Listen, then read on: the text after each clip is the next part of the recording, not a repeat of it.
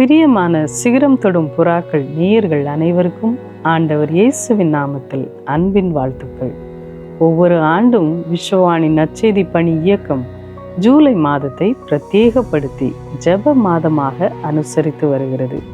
இதில் ஒவ்வொரு நாளும் இந்தியாவின் ஆசீர்வாதத்திற்காக 18 மணி நேரம் ஜெபம் ஏறெடுக்கப்படுகிறது.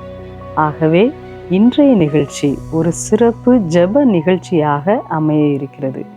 இன்றைய நிகழ்ச்சியிலும் சகோதரிகளாக அன்றாட வாழ்வில் நாம் சந்திக்கும் சில பிரச்சனைகளுக்காகவும் ஊழியங்களுக்காகவும் நாம் ஜெபிக்க இருக்கிறோம்.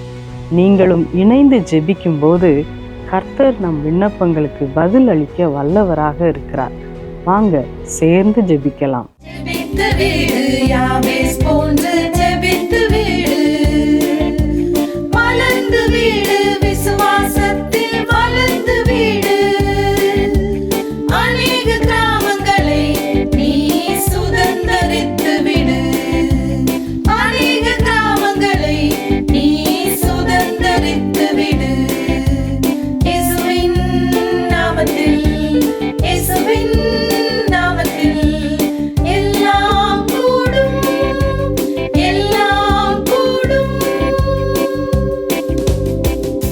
கிறிஸ்டி, நம்ம இன்னைக்கு எதுக்காக ஜெபம் பண்ண போறோம்? அக்கா, இன்னைக்கு நம்ம இன்டர்நெட், மொபைல் ஃபோன், லேப்டாப் அதுக்கு அடிமையாக இருக்கிறவங்க, சோஷியல் மீடியாவில் அடிமையாக இருக்கிறவங்க, அவங்களுக்காக நம்ம ஜெபம் பண்ண போகிறோம். குறிப்பாக சொல்லணும்னா டிஜிட்டல் அடிக்ஷனில் இருக்கிறவங்களுக்காக நம்ம ஜெபம் பண்ண போகிறோம்க்கா. ஓஹோ, அந்த டிஜிட்டல் அடிக்ஷன் அப்படின்னா என்னன்று நம்ம நேயர்களுக்கும் சொல்லலாமே. கண்டிப்பாக சொல்லலாம்க்கா. டிஜிட்டல் அடிக்ஷன்னா என்னென்னா, ஒருத்தர் கேட்ஜெட் யூஸ் பண்ணுறதை கட்டுப்படுத்த முடியாமல் போகிறது. அதனால் குடும்பம், வேலை மற்றும் சமூக வாழ்க்கையில் பாதிக்கப்பட்டாலும் அதை தொடர்ந்து செய்கிறது. அதோட ஆபத்துக்களை தெரிந்திருந்தும் கூட அதை விட முடியாமல் இருக்கிறத தான் டிஜிட்டல் அடிக்ஷன்னு சொல்கிறோம். ஆமாம், இதுக்கு ஏதாவது புள்ளி விவரங்கள் இருக்கா? நிறைய விவரங்கள் இருக்குக்கா. நிறைய ஆய்வுகள் இதற்கு மேற்கொண்டிருக்காங்க. உலக மக்கள் தொகையில் 56.8% சமூக ஊடகங்களை பயன்படுத்தி வர்றதால வருங்காலங்களில் இதோட அடிமைத்தனம் இன்னும் அதிகரிக்கக்கூடும் அப்படின்னு சொல்கிறாங்க. மெக்சிகன் பல்கலைக்கழகத்தில் ஒரு ஆய்வு செஞ்சுருக்கிறாங்க. அதில் உலகம் முழுசும் சுமார் 21 கோடி பேர் சமூக ஊடகங்களுடைய அடிமைத்தனத்தில் இருப்பதாக குறிப்பிடுறாங்க. ஸ்மார்ட் ஃபோனுக்கு 27% பேரும், சமூக ஊடகத்திற்கு 17.4%, வீடியோ கேமிற்கு 6%, மேலும் சைபர் செக்ஸுக்கு 8.2% அடிமைப்பட்டிருக்காங்க அப்படின்னு சொல்லி ஒரு புள்ளி விவரம் சொல்லுது. 70% சமூக ஊடகங்களை பயன்படுத்தும் போது மற்றவர்களால் புறக்கணிக்கப்படுறதா உணர்றாங்க.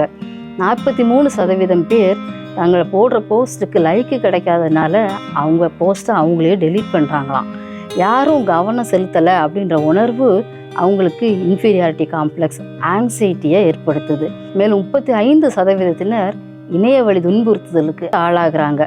குறிப்பாக இளைஞர்களிடையே சமூக ஊடக அடிமைத்தனம் செல்ஃப் இன்ஜுரி, அதாவது அவங்களையே அவங்க காயப்படுத்துறது, தற்கொலை எண்ணங்களை அதிகரிக்கக்கூடிய அபாயத்தை இது கொடுக்கறதா சொல்கிறாங்க. இது ஒரு தீவிரமான பிரச்சனையாகவே கருதப்படுது. இதனால தற்கொலை கூட பண்ணிக்கிறாங்களா? வேற என்னெல்லாம் பாதிப்பு இருக்கு? இதை மக்களுக்கும் சொல்லலாமே. ஆமாக்கா, டிஜிட்டல் அடிக்ஷன் உள்ளவங்ககிட்ட ஆங்ஸைட்டி, டிப்ரெஷன் போன்றது அதிகமாக காணப்படுது. இணைய வழி பயன்பாட்டை அவங்க குறைக்க நினைச்சாலும் அவங்களால குறைக்க முடியாது. கேட்ஜெட் அல்லது இன்டர்நெட் இல்லாத போது பயங்கரமாக கோவப்படுவாங்க. எரிச்சல், பதற்றம் அவங்களுக்கு வரும். நிஜ உலக மனிதர்களோட தொடர்பை தவிர்த்து எப்போ ஆன்லைன்லேயே இருக்கிறதுக்கு அவங்க விரும்புவாங்க.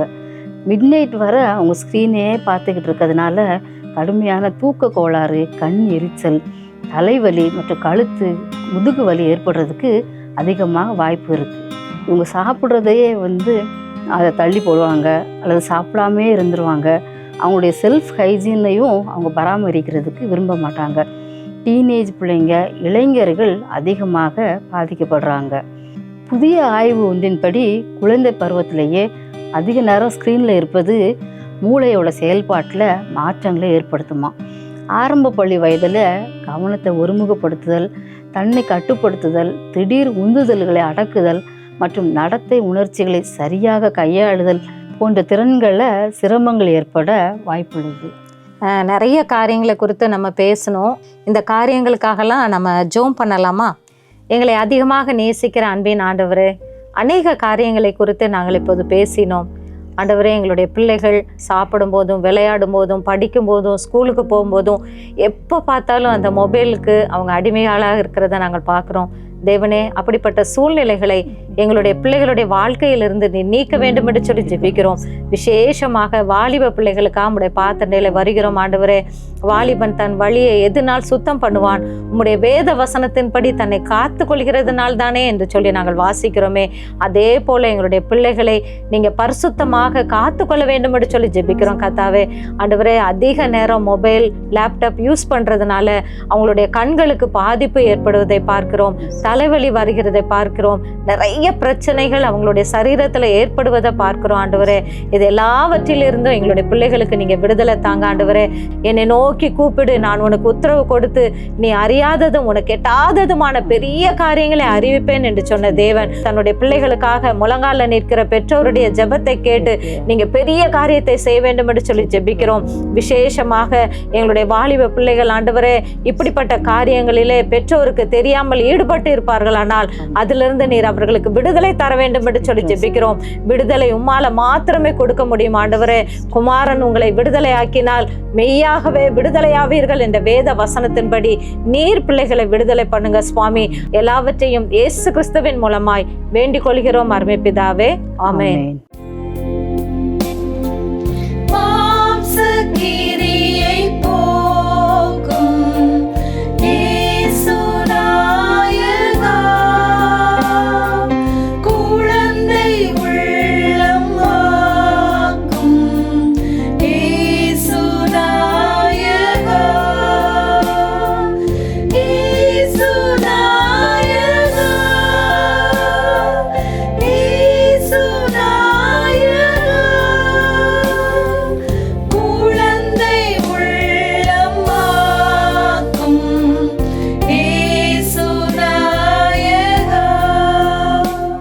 எஸ்தர் இந்த நாள்லையும் கிரானிக் டிசீஸ், அதாவது தொற்றா நோய்கள், நாள்பட்ட நோய்கள் ஆகியவற்றை குறித்து நம்ம அறிந்து கொண்டு அதற்காக நம்ம ஜெபிக்க இருக்கிறோம்.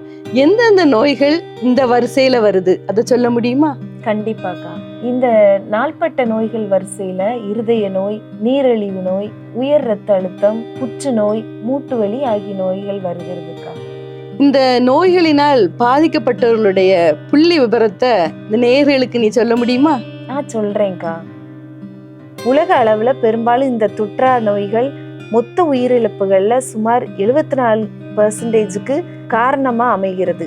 இந்தியாவில் ஆண்டுதோறும் 60% அதிகமான மரணங்கள் இந்த நோயினால் ஏற்படுகிறது. உலக அளவுல இந்த நோய்களை இறப்பு மற்றும் இயலாமைக்கு முதன்மை காரணமாக அமைகிறது. உலக சுகாதார அமைப்பின் அறிக்கையின்படி இந்த தொற்றா நோய்கள் ஒவ்வொரு ஆண்டும் 4.1 கோடி உயிர்களை பறிக்கிறது. இது ஒவ்வொரு நாளும் 1,00,000க்கும் மேற்பட்ட மரணங்களுக்கு சமமா இருக்கு. நடுத்தர வயதுடையவர்கள்ல ஏறக்குறைய பாதி பேர் குறைந்தது நாள்பட்ட ஏதாவது ஒரு நோயோட தான் வாழ்றாங்க. இந்தியாவில் தொற்றா நோய்களால் ஏற்படும் மரணங்கள்ல ஏறக்குறைய 20% இதய நோயினால் ஏற்படுகிறது. இந்தியாவில் தீவிரமடைந்து வரும் நீரிழிவு நோயினால் கோடிக்கணக்கானோர் பாதிக்கப்பட்டிருக்காங்க. பல கோடி பேர் நீரிழிவு நோய்க்கு முந்திய நிலையில இருக்காங்க. வயோதிபர்கள்ல பெரும்பகுதியினர் ஒரே நேரத்துல பல நாள்பட்ட நோய்களால் பாதிக்கப்படுகிறாங்க. எடுத்துக்காட்டாக உயர் இரத்த அழுத்தம், மூட்டு வலி ஆகியவை ஒரு சேர ஏற்படுகிறது. இந்தியாவில் ஆண்களை விட பெண்களுக்கு தான் இந்த நாட்பட்ட நோய்கள்னால் ஏற்படும் மரண ஆபத்து அதிகமா இருக்குதுக்கா.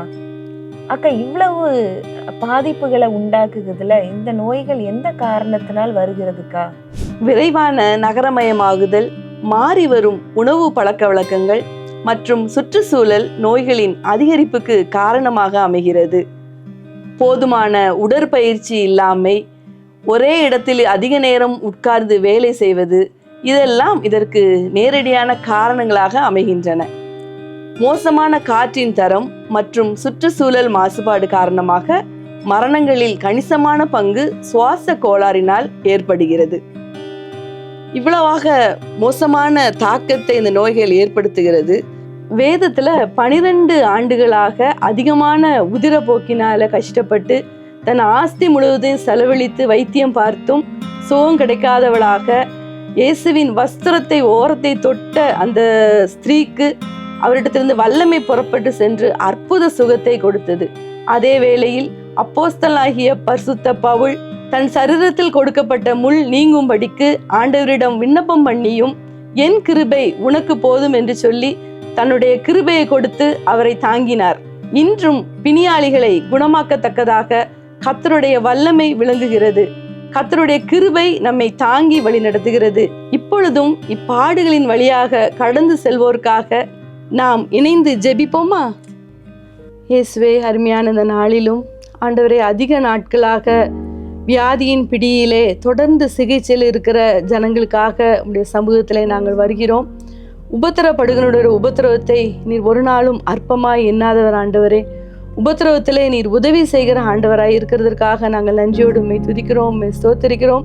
இந்த நாளிலும் இந்த பாடுகள் வழியாக கடந்து செல்கிற எல்லாருக்கும் கர்த்தருடைய சுகமாக்கும் வல்லமை இந்த நேரத்தில் அது வெளிப்பட வேண்டுமா நாங்கள் ஜெபிக்கிறோம். யாராவது சோர்ந்து போய் கஷ்டத்தோடு கண்ணீரோடு இந்த நேரத்தில் உம்மை நோக்கி பார்ப்பாரானால் கர்த்தாவே, உம்முடைய கரம், ஆணி பாய்ந்த கரம் நீட்டப்பட வேண்டுமா நாங்கள் ஜெபிக்கிறோம். உம்முடைய தழும்புகளால் நாங்கள் குணமாகிறோம் ஆண்டவரே. எல்லா விதமான ஏக்கங்களையும் சோர்வுகளையும் கண்ணீர்களையும் கர்த்தர் ஆனந்த கழிப்பாக இந்த நாளிலே இந்த நேரத்திலே நீர் மாற்றி கொடுக்க வேண்டுமா நாங்கள் ஜெபிக்கிறோம். நீர் அப்படி செய்கிறதற்காக உமக்கு ஸ்தோத்திரம். நீண்ட நாட்களாக அடிமைத்தனத்திலே இருப்பார்களானால் எல்லா அடிமைத்தனங்களும் மாற வேண்டுமா நாங்கள் ஜெபிக்கிறோம். உணவு பழக்க வழக்கங்களிலே ஒரு கட்டுப்பாட்டை எங்களுக்குள்ளாக நீர் கொடுக்க வேண்டுமா நாங்கள் ஜெபிக்கிறோம். ஆண்டவரே, உம்முடைய வஸ்திரத்தின் ஓரத்தை தொட்ட மகள் ஆண்டவர் எப்படி சுகம் பெற்றாலோ அதே சுகத்தை ஆண்டவர் எங்களுடைய அருமையான சகோதரிகள் பெற்றுக்கொள்ள கர்த்தர் நீர் கொடுக்கிற கிருபைக்காக உமக்கு ஸ்தோத்திரம். நீர் அப்படி செய்கிறதற்காக உமக்கு ஸ்தோத்திரம். எல்லாவற்றும் இயேசுவின் மூலம் கேட்கிறேன் நல்ல பிதாவே, ஆமென்.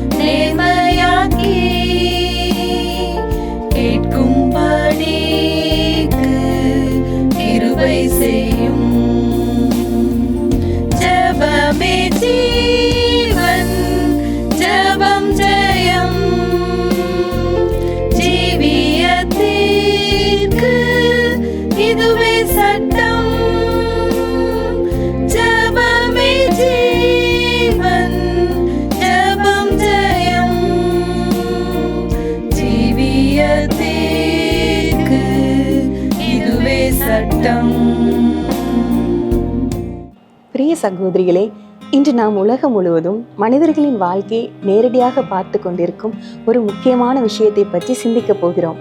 அதற்காக ஒன்றிணைந்து ஜெபிக்க போகிறோம். இன்று உலக செய்திகளை நாம் திறந்து பார்த்தோம் என்று சொன்னால் ஒரே ஒரு வார்த்தை கேட்கிறது, போர். அதன் பின்னால் இன்னொரு வார்த்தை அமைதியாக நம்மை தாக்குகிறது, பொருளாதார வீழ்ச்சி. ஒருவேளை நாம் நினைக்கலாம் போர் என்பது எல்லை பகுதிகளில் நடக்கும் விஷயம் அப்படின்னு சொல்லிட்டு.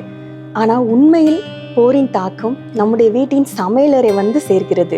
உலக அகதி அமைப்பின் சமீபத்திய தகவலின்படி உலகம் முழுவதும் பார்த்தோம் என்றால் சுமார் 11.8 கோடி மக்கள் தங்கள் வீடுகளை விட்டு வெளியேறியுள்ளனர் என்று பார்க்கிறோம். அதாவது ஒவ்வொரு 70 பேரில் ஒருவராவது இடம்பெயர்ந்த வாழ்க்கையில் இருக்கிறார் என்று நாம் பார்க்கிறோம். சூடான், உக்ரைன், மத்திய கிழக்கு பகுதிகளில் பல நாடுகளில் நடக்கும் மோதல்கள் இவை எல்லாம் வெறும் செய்தி தலைப்புகள் அல்ல. ஒரு தந்தை வேலை இழப்பது, ஒரு தாய் உணவை குறைப்பது, ஒரு குழந்தை பள்ளியை இழப்பது, இதுதான் போரின் உண்மையான முகம் என்று நாம் பார்க்கிறோம். பொருளாதார வீழ்ச்சி என்றால் பங்கு சந்தை விழுவது மட்டும் அல்ல. ஒரு குடும்பம் செலவுகளை எழுதி கொண்டு மருத்துவத்தை ஒத்தி வைப்பது, இந்த மாதம் எப்படி முடியும் என்று கேள்வியோடு வாழ்வது. ஆனால் இந்த நிலையை வேதாகமம் முன்பே கூறியிருக்கிறது. ஜனத்துக்கு விரோதமாய் ஜனம், ராஜ்யத்துக்கு விரோதமாய் ராஜ்யம் எழும்பும் என்று மத்தேயு 24:7 நாம் வாசிக்கிறோம். அதற்கு பிறகு கர்த்தர் சொன்ன வார்த்தையை நீங்கள் உற்று கவனிக்க வேண்டும். யுத்தங்களின் செய்திகளையும் கேள்விப்படுகிறீர்கள், கலங்காதிருங்கள். மத்தேயு 24:6 இந்த வசனம் சொல்லப்பட்டிருக்கிறது. கர்த்தர் இவை வராது என்று சொல்லவில்லை, ஆனால் கலங்காதிருங்கள் என்று சொல்கிறார். யோசேப்பின் காலத்தில் பஞ்சம் வந்தது, ஆனால் தேவன் முன்கூட்டியே ஆயத்தத்தை கொடுத்தார். இன்றும் நம்முடைய அழைப்பு பயப்படுவது அல்ல, ஜெபிப்பது, பதட்டப்படுவது அல்ல, நம்பிக்கை விதைப்பது. ஏனெனில் சங்கீதம் 46:1 தேவன் நமக்கு சொல்லியிருக்கிறார், தேவன் நமக்கு அடைக்கலமும் பலனும் ஆபத்து காலத்தில் அனுகூலமான துணையுமாயிருக்கிறார் என்று. உலகம் அசையலாம், பொருளாதாரம் குலையலாம், ஆனால் தேவனை நம்புகிறவர்களின் நம்பிக்கை ஒருபோதும் குலையாது. இப்போதும் ஜெபாக்கா நம்மை ஜெபத்திலே வழி நடத்துவார்கள். சரி, நாம் இணைந்து ஜெபிப்போம். பரிசுத்தம் நல்ல தகப்பனே, இந்த வேளையிலும் போர் மற்றும் பொருளாதார வீழ்ச்சி குறித்த தகவல்களை நாங்கள் கேட்டறிந்தோம். போர் மற்றும் பொருளாதார வீழ்ச்சியினால் அநேக மக்கள் அனைவரே பாதிக்கப்படுகிறதாக நாங்கள் கேள்விப்பட்டோம் கர்த்தாவே. அந்தவரே இந்த பாதிக்கப்பட்ட மக்களுக்காக நாங்கள் ஜெபிக்கிறோம் கர்த்தாவே.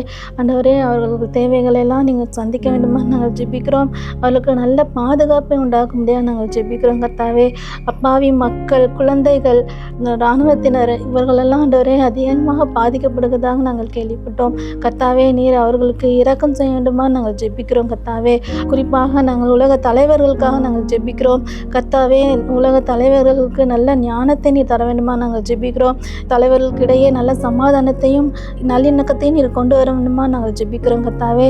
நிறைய யுத்தங்களின் செய்திகளையும் கேட்பீர்கள் என்று ஆண்டவரே முன்கூட்டியே நீ சொல்லியிருக்கிறீர். ஆனாலும் கலங்காதிருங்கள் என்றும் சொல்லியிருக்கிறீர் கர்த்தாவே. மக்கள் கலங்காதிருக்கும்படி நாங்கள் ஜெபிக்கிறோம் கர்த்தாவே. அவர்களுக்கு இருக்கிற பயங்கள், பதற்றம் ஆண்டவரே எல்லாவற்றையும் நீ நீக்கி போட வேண்டுமா ஜெபிக்கிறோம். பொருளாதார வீழ்ச்சியினால் பாதிக்கப்படுகிற மக்களுக்கு அன்றாட தேவைகளை நீ சந்திக்க வேண்டுமா ஜெபிக்கிறோம். இதனால் வேலை இழப்புகள், விலைவாசி ஏற்றங்கள் ஆண்டவரே நடக்கிறது கர்த்தாவே. எல்லாவற்றையும் ஆண்டவரே மேற்கொண்டு ஆண்டவரே உலகத்தில் ஆண்டவரே பொருளாதார வளர்ச்சியை நீர் உண்டாக்க வேண்டுமா நாங்கள் ஜெபிக்கிறோம் கர்த்தாவே. தேசங்களில் ஆண்டவரே சமாதானத்தையும் கர்த்தாவே பொருளாதார வளர்ச்சியும் தந்து நீ வழிநடத்த வேண்டுமா நாங்கள் ஜெபிக்கிறோம். முக்கியமாக எங்கள் இந்திய தேசத்துக்காக வருகிறோம். எங்கள் இந்திய தேசத்தில் நிறைய போர் மற்றும் ஆண்டவரே இந்த பொருளாதார வீழ்ச்சி வராதபடிக்கு ஆண்டவரே பாதுகாத்து கொள்ள வேண்டுமா நாங்கள் ஜெபிக்கிறோம். எங்கள் எல்லைகளில் சமாதானம் எப்பொழுது நிலவும்படியாக நாங்கள் ஜெபிக்கிறோம். கர்த்தர் ஆண்டவரே இந்த தேசங்களை பாதுகாத்து கொள்ள வேண்டுமா ஜெபிக்கிறோம்.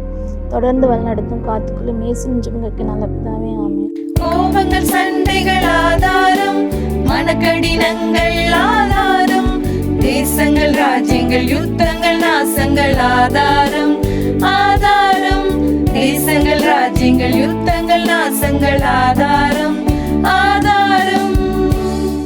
தொடர்ந்து நம்ம ஜெபிக்க போகிறோம். கௌசல்யா, எந்தெந்த குறிப்புகளுக்காக நம்ம ஜெபிக்க போகிறோம் இந்த நேயர்கள்கிட்ட கொஞ்சம் சொல்கிறீங்களா? கண்டிப்பாக்கா. இன்றைக்கு மாற்றுத்திறனாளிகளுக்காக, ஸ்பெஷல் சில்ட்ரனுக்காக மற்றும் குழந்தைகளுடைய பாதுகாப்புக்காக நம்ம ஜெபிக்க போகிறோம். முதலாவது, மாற்றுத்திறனாளிகள் உலகம் முழுக்க பார்த்திங்கன்னா 24 கோடி குழந்தைங்க இருக்காங்க. இந்தியாவில் மட்டுமே 21 லட்சம் பிள்ளைங்க இருக்காங்க. இந்த குழந்தைங்க 49% பள்ளிகளுக்கு போகிறதில்ல. காரணம், இந்த குழந்தைங்களால மற்ற குழந்தைங்கள போல மிங்கிளாகி அவங்களால படிக்க முடியல. சமுதாயமும் இப்படிப்பட்ட குழந்தைங்களை இன்றைக்கும் ஒதுக்கி தான் வைக்கிறாங்க. ஆனால் இந்த குழந்தைகளுக்கு நம்மளுடைய அரசாங்கம் பல செயல் திட்டங்களை அவங்க வாழ்க்கை முன்னேறணுன்றதுக்காக கொடுத்துருக்காங்க. இந்த குழந்தைகளுக்காக கட்டாயமாக நம்ம ஜெபிக்கணும்க்கா. அதே போல் ஸ்பெஷல் சில்ட்ரன் பார்த்திங்கன்னா அவங்கள பராமரிக்கிற பெற்றோருக்காக கட்டாயமாக நம்ம ஜெபிக்கணும். ஏன்னா அந்த குழந்தைகளை 24 மணி நேரமும் அவங்க கவனிக்க வேண்டிய சூழ்நிலை இருக்குது. குழந்தைகளோட பாதுகாப்புக்காக நம்ம முக்கியமாக ஜெபிக்கணும் கெசியா. ஆமாக்கா. சில குழந்தைங்க பெற்றோரை இழக்கிறதுனால அனாதையாக கைவிடப்படுறாங்க. வறுமையின் காரணமாக பிள்ளைங்க வேலைக்கு போகிற சூழ்நிலை ஏற்படுகிறது. இந்த குழந்தைங்களுக்கு உடல் ரீதியாகவும் சரீர ரீதியாகவும் பாலியல் துன்புறுத்தல் பார்த்திங்கன்னா அநேகமாக சமுதாயத்தில் இருக்குது. நம்மளுடைய இந்திய தேசத்தில் 5 வயதுக்கு உட்பட்ட குழந்தைங்க 69% குழந்தைங்க ஊட்டச்சத்து குறைபாட்டினால உயிர் இழக்கிற அபாயத்துக்குள்ளாக இருக்கிறாங்க. இப்படிப்பட்ட ஒவ்வொரு குழந்தைகளுக்காகவும் அவங்களுடைய பாதுகாப்புக்காகவும் நம்ம ஜெபிக்கணும். கட்டாயமாக கெசியா, நம்ம தொடர்ந்து ஜெபிக்கலாமா? இப்பொழுது நாம் ஜெபிப்போம். சோத்திரம் ஆண்டவரே, சோத்திரிக்கிறோம் கர்த்தாவே. சப்பா, இந்த நேரத்திலும் இப்பொழுதும் கர்த்தாவே மாற்றுத்திறனாளியாக இருக்கின்ற கர்த்தாவே சிறு பிள்ளைகளுக்காக கர்த்தாவே உன்னோட சமூகத்தில் கர்த்தாவே நாங்கள் ஜெபிக்கிறோம். தேவன் கர்த்தாவே கிருபையாக இறங்கி கர்த்தாவே அந்த பிள்ளைகளை கர்த்தாவே ஏசப்பா நீ கர்த்தாவே ஆசீர்வதிக்க வேண்டுமாக ஜெபிக்கிறோம். கர்த்தாவே அந்த பிள்ளைகளோட அந்த சூழ்நிலை எல்லாத்தையும் கர்த்தாவே நீ மாற்றித்தர வேண்டுமாக ஜெபிக்கிறோம். கர்த்தாவே பாடுகளுக்கு நடுவில் கூட கர்த்தாவே கடந்து போய் கொண்டிருக்கிற அந்த பிள்ளைகளை கர்த்தாவே உன்னோட கருத்தில் கொடுத்து ஜெபிக்கிறோம். ஆண்டவரே தேவன் கர்த்தாவே கிருபையாக இறங்க வேண்டுமாக ஜெபிக்கிறோம். கர்த்தாவே அவங்களுக்கு அநேக தேவைகள் உண்டு. கர்த்தாவே பிரயாசங்கள் உண்டு, கஷ்டப்பாடுகள் உண்டு, எல்லாத்தையும் கர்த்தாவே நீ மாற்றி தர வேண்டுமாக ஜெபிக்கிறோம். அவங்களுக்கு கூட கர்த்தாவே அரசாங்கத்திலிருந்து என்னென்ன கர்த்தாவே சலுகைகள் கர்த்தாவே கிடைக்க வேண்டும் என்று கர்த்தாவே ஏசப்பா இருக்கிறது ஆண்டவர், அதெல்லாம் அந்த பிள்ளைகளுக்கு கைகூடி வர கர்த்தா நீ கிருபை தர வேண்டுமாக ஜெபிக்கிறோம் கர்த்தாவே. பிள்ளைகளுக்கு கர்த்தாவே ஏசப்பா நல்ல ஒரு தைரியத்தையும் தன்னம்பிக்கையும் கர்த்தா நீ கொடுக்க வேண்டுமாக ஜெபிக்கிறோம் கர்த்தாவே. இந்த பிள்ளைகள் கர்த்தாவே முன் வந்து கர்த்தாவே அப்பா சூழ்நிலைகளையோ சமுதாயத்தையோ பார்த்து கர்த்தாவே இந்த பிள்ளைகள் பின்வாங்கி போகாதபடிக்கு, சோர்வடையாதபடிக்கு கர்த்தாவே இந்த பிள்ளைகள் தைரியத்தோடு நின்று கர்த்தாவே தன்னோட வாழ்க்கையை கர்த்தாவே ஏசப்பா ஒரு சவாலாக எடுத்துக்கொண்டு கர்த்தாவே முன் செல்ல கர்த்தா நீ கிருபை தர வேண்டுமாக ஜெபிக்கிறோம் கர்த்தாவே. ஸ்பெஷல் சில்ட்ரன்ஸ்க்காக நாங்கள் ஜெபிக்கிறோம் ஆண்டவரே. அப்பா அந்த பிள்ளைகளை கர்த்தாவே ஏசப்பா நீ கண்ணோக்கி பார்க்க வேண்டுமாக ஜெபிக்கிறோம் ஆண்டவரே. நீங்கள் அப்படியே செய்ய போகிறதுக்காக நன்றி செலுத்துகிறோம் அப்பா, சோத்திரம் செலுத்துகிறோம். அது மட்டுமல்ல ஆண்டவரை எங்கள் பெண் குழந்தைகளுக்காக ஜெபிக்கிறோம். சிறு பெண் குழந்தைகளை கர்த்தாவும் கரத்தில் கொடுத்து ஜெபிக்கிறோம் ஆண்டவரே. பிள்ளைகள் ஸ்கூலுக்கு போகும்போதும் கர்த்தாவே வரும்போதும் கர்த்தாவனோட பாதுகாப்பு கர்த்தாவே அந்த பிள்ளைகளோட இருக்க வேண்டுமாக ஜெபிக்கிறோம் ஆண்டவரை. அதே போல் கர்த்தாவே தாய் தகப்பன் இல்லாத கர்த்தாவே சிறு பிள்ளைகளும் கரத்தில் கொடுத்து ஜெபிக்கிறோம். அந்த பிள்ளைகளுக்கும் கர்த்தாவே ஏசப்பா அந்த தாயாக தகப்பனாக இருந்து கர்த்தனை நீ அந்த பிள்ளைகளை நீ அரவணைச்சு கொள்ள வேண்டுமாக ஜெபிக்கிறான். அந்த பிள்ளைகளோட எல்லா தேவைகளையும் கர்த்த நீ சந்திக்க வேண்டுமாக ஜெபிக்கிறான் கர்த்தாவே. அது மட்டும் இல்லை ஆண்டவரை அப்பா வறுமை நிமித்தமாக கர்த்தாவே தன்னோட கணவர் கர்த்தாவே ஏசப்பா குடிப்பழக்கத்தினால கர்த்தாவே அடிமைத்தனத்தில் இருக்கும்போது கர்த்தாவே மனைவிகள் கர்த்தாவே வீட்டு வேலை செய்து எவ்வளோ கஷ்டப்பட்டு கர்த்தாவே குடும்பத்தை நடத்தும் போது ஏசப்பா அந்த பிள்ளைகளை பராமரிக்கிறது வீட்டில் ஆறுமில்லாத இருக்கும் அந்த சூழ்நிலையில் கூட அந்த பிள்ளைகள் நிறைய இடங்களில் பாதிப்புகளாகிறது கர்த்தாவே நாங்கள் பார்க்குறோம். என் தேவன் கர்த்தாவே கிருபையாக இறங்கி அப்படிப்பட்ட சூழ்நிலை கூட இல்லாதபடிக்கு கர்த்தாவே நல்ல பாதுகாப்போட கர்த்தாவே பிள்ளைகள் வாழ கர்த்தர் நீ கிருபை தர வேண்டுமாக ஜெபிக்கிறோம் ஆண்டவரை. அதே போல் கர்த்தாவே சிறு பிள்ளைகள் கர்த்தாவே ஏசப்பா வறுமையின் மூலமாக கர்த்தாவே பெற்றோர்கள் கூட கர்த்தாவே அவங்களுடைய விருப்பத்தின்படியே கர்த்தாவே சிறு பிள்ளைகளை கர்த்தாவே வேலைக்கு அனுப்புறதை நாங்கள் பார்க்குறோம். அப்படிப்பட்ட சூழ்நிலை கூட எங்கள் தேசத்தில் வருங்காலத்தில் இல்லாதபடிக்கு கர்த்தர் நீ கிருபையாக இறங்கி கர்த்தா இப்படிப்பட்ட சூழ்நிலை எல்லாம் கர்த்தாவே எங்கள் தேசத்திலிருந்து கர்த்தர் நீ மாற்றி தர வேண்டுமாக ஜெபிக்கிறோம் கர்த்தாவே. எங்கள் தேசத்தில் இருக்கிற அப்பா ஒவ்வொரு சிறு பிள்ளைகளையும் கர்த்தாவும் கரத்தில் கொடுத்து ஜெபிக்கிறோம் கர்த்தாவே. வறுமையால் ஆகட்டும் கர்த்தாவே, அதே போல் கொள்ள வியாதியினால் ஆகட்டும் கர்த்தாவே, அதே போல் பாதுகாப்பு இல்லாத ரீதியாகட்டும் எதுவாக இருந்தாலும் கர்த்தாவே எங்கள் சிறு பிள்ளைகள் கர்த்தாவே ஒரு பிள்ளைகள் கூட கர்த்தாவே ஏசப்பா பாதிப்புள்ள கடந்து போகாதபடிக்கு கர்த்தர் எல்லா பிள்ளைகளையும் கர்த்தாவே ஆசீர்வதிச்சு கர்த்தாவினோட பாதுகாப்பின் கரத்தில் கர்த்தா நீ காத்துக்கொள்ள வேண்டுமாக ஜெபிக்கிறோம் கர்த்தாவே. தாழ்த்தியும் கரத்தில் ஒப்பு கொடுக்கிறோம். இயேசுவின் மூலம் ஜெபிக்கிறோம் ஜீவனுள்ள நல்ல பிதாவே, ஆமென். நீர் என்னை காண்கிற தேவன், நீர் என்னை காண்கிற தேவன், என்னை நீர் காண்கிற தேவன், என்னை நீர் காண்கிற தேவன், என்னை நீர் காண்கிற தேவன், நீர் என்னை காண்கிற தேவன். இந்த நாளிலும் நாம் அநேக ஜெப குறிப்புகளுக்காக நாம் ஜெபித்து வந்தோம். கடைசியாக நாம் விஸ்வவாணி ஊழியங்களுக்காகவும் அருமையான உங்கள் ஜெப குறிப்புகளுக்காகவும் நாம் ஜெபிக்க இருக்கிறோம். ஜெபம் செய்வோமா? எங்களை நேசிக்கிற எங்கள் அன்பின் நல்ல தகப்பனே, இந்த அருமையான ஆசீர்வதிக்கப்பட்ட இந்த நல்ல நேரத்திற்காக உம்மை நன்றியோடு ஸ்தோத்திரிக்கிறோம், உம்மை துதிக்கிறோம் ராஜா. இந்த ஜெப நேரத்தை நீர் எங்களுக்கு தந்ததற்காக உம்மை துதிக்கிறோம் அப்பா.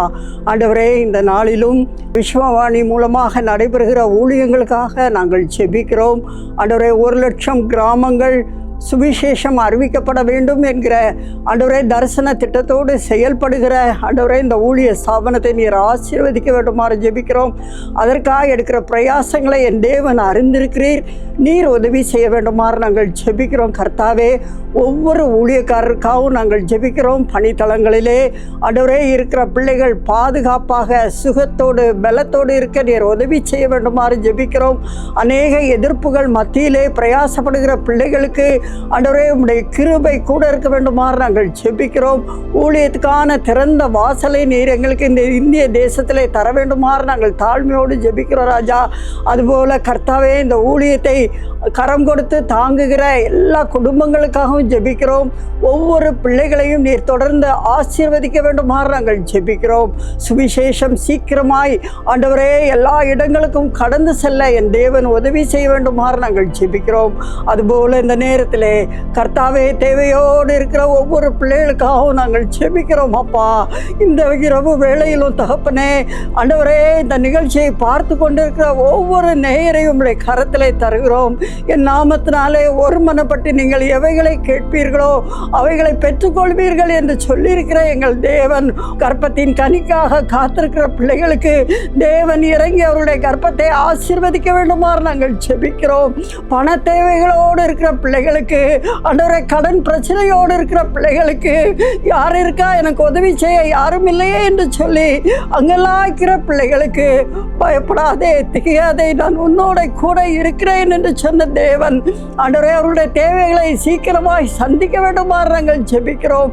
தனிமையாக இருக்கிற பிள்ளைகளுக்காக ஜெபிக்கிறோம் அப்பா. எத்தனை பெண்கள் ஆண்டவரே அவர்களுடைய தனிமையை நீர் கண்ணோக்கி பாரும் ஆண்டவரே. ஆண்டவரே அவர்களை நீர் தைரியப்படுத்தும், பலப்படுத்தும். நான் உன்னை பலப்படுத்தி உனக்கு சகாயம் பண்ணுவேன் என்று சொல்லி அவர்கள் ஆத்மாவிலே நீர் சொல்ல வேண்டுமாறு ஜெபிக்கிறோம். பற்பல வியாதியோடு போராடி கொண்டிருக்கிற பிள்ளைகளுக்காக ஜெபிக்கிறோம் அப்பா. ஆண்டவரே இந்த நேரத்திலே யார் யார் வியாதியோட கலக்கத்தோடு இருக்கிறாங்களோ ஆண்டவரே அவர்களுக்கு நீர் சுகம் தர வேண்டுமாறு ஜெபிக்கிறோம். உன் வியாதியை உன்னை விட்டு விலக்குவேன் என்று சொன்ன தேவன், நானே உன் பரிகாரியாகிய கர்த்தர் என்று சொன்ன தேவன், இந்த நிமிஷத்திலே ஒரு அற்புதம் நடக்க வேண்டுமாறு நாங்கள் ஜெபிக்கிறோம். எந்த வியாதியாக இருந்தாலும், கிட்னி ஃபெயிலியர், இருதய நோய்கள், ஆண்டவரே இன்னும் சுகர் நிமித்தம் பாதிக்கப்பட்ட பிள்ளைகளுக்கு ஆண்டவரே நீர் விடுதலை கொடுக்க வேண்டுமாறு நாங்கள் ஜெபிக்கிறோம் கர்த்தாவே. அதுபோல ஆண்டவரே பிள்ளைகளுக்காக ஜெபிக்கிற பிள்ளைகளுக்கு ஆண்டவரே நீர் உதவி செய்ய வேண்டுமாறு நாங்கள் ஜெபிக்கிறோம் அப்பா. பிள்ளைகள் ஆண்டவரே நல்ல பிள்ளைகளாக வளர ஆண்டவரை கிருபை கொடுக்க வேண்டுமாறு நாங்கள் ஜெபிக்கிறோம் சுவாமி. ஒருவேளை இந்த நேரத்தில் தங்களுக்கு அருமையானவர்களை இழக்க கொடுத்த பிள்ளைகளுக்காக நாங்கள் ஜெபிக்கிறோம். அவர்களுடைய கண்ணீரை நீர் துடைக்க வேண்டுமாறு ஜெபிக்கிறோம். அவர்களுக்கு ஆறுதலையும் தேறுதலையும் சமாதானத்தையும் கொடுக்க வேண்டுமாறு ஜெபிக்கிறோம். நான் உங்களை திக்கற்றவர்களாக விடேன் என்று சொன்ன தேவன், ஆண்டவரே அவர்களை ஆசீர்வதிக்க வேண்டுமாறு ஜெபிக்கிறோம். உம்முடைய கரத்திலே தாழ்த்தி ஒப்பு கொடுக்கிறோம். எங்களுடைய ஜெபங்களை கேட்டதற்காக ஸ்தோத்திரம் ஆண்டவரே. எல்லா துதி கனம் மகிமை உமக்கு தருகிறோம். இயேசுவின் நாமத்தில் ஜெபிக்கிறோம் எங்கள் நல்ல பிதாவே, ஆமேன்.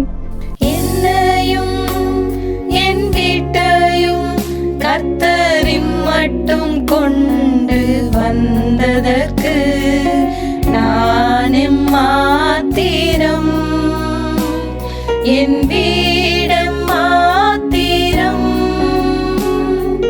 நான் மாத்திரம், என் வீடம் மாத்திரம். அல்லேலூயா, அல்லேலூயா, அல்லேலூயா, அல்லேலூயா, அல்லேலூயா, அல்லேலூயா, அல்லேலூயா, ஆமென். இந்த நிகழ்ச்சி உங்களுக்கு ஆசீர்வாதமாக இருந்திருக்கும் என்று கர்த்தருக்குள் விசுவாசிக்கிறோம். நீங்களும் எங்களோடு இந்த ஜெப மாதத்தில் இணைந்து ஜெபிக்க விரும்பினால் எங்களோடு தொடர்பு கொள்ளுங்கள். ஜெப குறிப்புகளை அனுப்பி வைக்க நாங்கள் தயாராக இருக்கிறோம். மீண்டும் அடுத்த நிகழ்ச்சியில் சந்திக்கும் வரை ஆண்டவர் உங்களை ஆசீர்வதிப்பாராக.